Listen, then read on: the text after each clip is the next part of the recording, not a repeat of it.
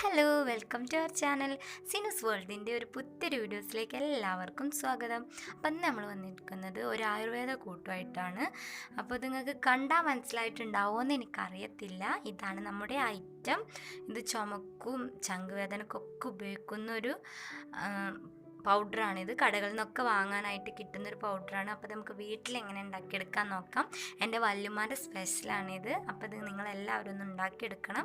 ഉണ്ടാക്കിയിട്ട് നോക്കിയിട്ട് എന്നെ അറിയിക്കണം. അപ്പോൾ അതിന് വേണ്ട ഇൻഗ്രീഡിയൻസ് എന്തൊക്കെയാണെന്ന് നമുക്ക് നോക്കാം. അതിനാദ്യമായിട്ട് നമുക്ക് വേണ്ടത് ആടലോടകത്തിൻ്റെ ഇലയാണ്. പിന്നെ കഞ്ഞിക്കൂർക്കൾ എന്നൊക്കെ ഇതിന് പറയും.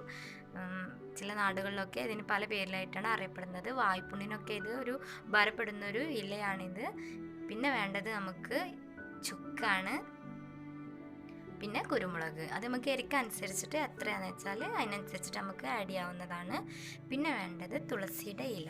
ഇത്രയായിട്ടാണ് നമുക്കിതിലേക്ക് വേണ്ടത്. ഇതാണ് ആടലോടകത്തിൻ്റെ ഇല. ഇത് അറിയാത്തവർക്ക് വേണ്ടിയിട്ടാണ് ഞാൻ പ്രത്യേകിച്ച് കാണിക്കുന്നത്.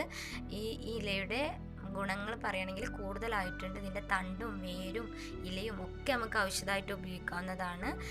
അപ്പം ഇനി നമുക്ക് നമ്മുടെ ഈ ഒരു കൂട്ട് ഉണങ്ങാനായിട്ട് മാറ്റി വെക്കണം. നല്ലതുപോലെ വെയിലുള്ളിടത്ത് വെക്കണം. അപ്പോൾ ഇവിടെ മഴ കാരണമായിട്ട് വെയിലൊക്കെ കമ്മിയാണ്. അതുകൊണ്ട് 2-3 ദിവസം ഞങ്ങൾ വെയിറ്റ് ചെയ്ത് നോക്കി, പക്ഷേ ഉണങ്ങിയിട്ട് കിട്ടിയില്ല. അതുകൊണ്ടാണ് ഞങ്ങൾ പാനിലേക്ക് മാറിയത്. വെയിലിനെ വിട്ട് ഞങ്ങൾ പാനിലേക്ക് മാറി. അപ്പോൾ ഇനി നമുക്ക് പാനിലൊന്ന് വറുത്തിട്ടെടുക്കാം. അതിന് വേണ്ടിയിട്ട് ആദ്യം ഒരു പാൻ അടുപ്പത്തേക്ക് വെച്ചിട്ട് നല്ലതുപോലെ ചൂടായതിന് ശേഷം അതിലേക്ക് ആദ്യം ചുക്ക് ആഡ് ചെയ്തിട്ട് കൊടുക്കണം.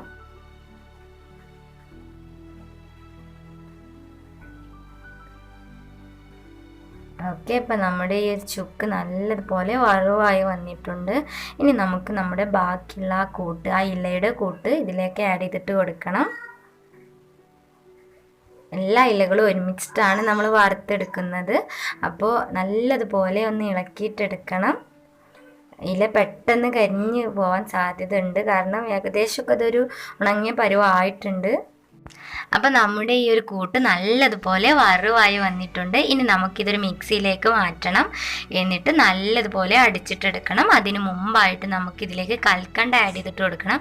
5 ടീസ്പൂൺ കൽക്കണ്ടാണ് ഇതിലേക്ക് ആഡ് ചെയ്തിട്ട് കൊടുക്കുന്നത്.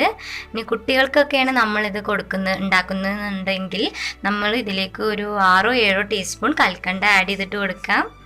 ഇനി നമുക്കിത് മിക്സിയിലിട്ട് നല്ലതുപോലെ അടിച്ചിട്ടെടുക്കാം. ഓക്കെ, ഇപ്പം നമ്മുടെ ഈ ഒരു ഔഷധക്കൂട്ട് നല്ലതുപോലെ ഫൈൻ പൗഡറായിട്ട് നമുക്ക് കിട്ടിയിട്ടുണ്ട്. ഇത് കടയിൽ നിന്നൊക്കെ വാങ്ങാൻ കിട്ടുന്നതാണെങ്കിലും വീട്ടിലുണ്ടാക്കുന്നതാണ് ഏറ്റവും നല്ലത്. അപ്പോൾ നിങ്ങൾ ഇത് ഉണ്ടാക്കിയിട്ട് ഒരു കാറ്റ് തട്ടാത്ത ഒരു കണ്ടെയ്നറിൽ എടുത്ത് സൂക്ഷിച്ച് വെക്കാവുന്നതാണ്.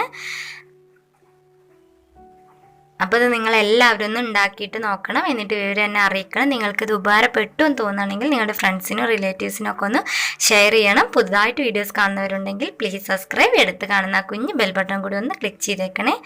അപ്പോൾ നമുക്ക് അടുത്ത വീഡിയോസുമായിട്ട് വീണ്ടും കാണാം. ബൈ.